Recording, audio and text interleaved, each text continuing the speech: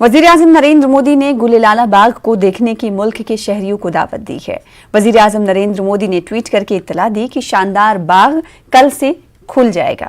श्रीनगर के इस अहम बाग को देखने के लिए कई लोग बेताब थे।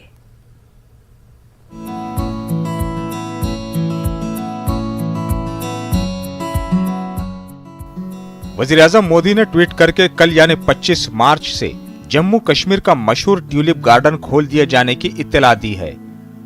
उन्होंने अपने पैगाम में लिखा कि 25 मार्च जम्मू कश्मीर के लिए बहुत अहम है। जबरवान पहाड़ों के दामन में गुलेलाला का आलीशान बाग सयाहों के लिए खुल जाएगा। बाग में 64 से ज्यादा अक़साम के 15 लाख गुलेलाला खिले हुए हैं। पीएम मोदी ने मजीद लिखा कि जब भी मौका मिले जम्मू कश्मीर जाएं और दिलकश ट्यूलिप फेस्टिवल का मुशाहिदा करें।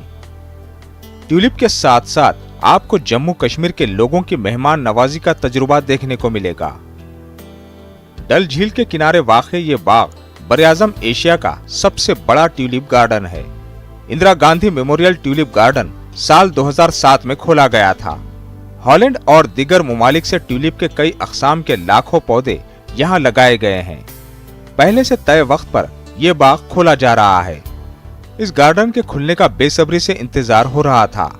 बाग गुलेलाला खोलने के ताल्लुक से मुताल्लिका महकमों को यौमिया सैकड़ों कॉल मौसूल हो रही थी।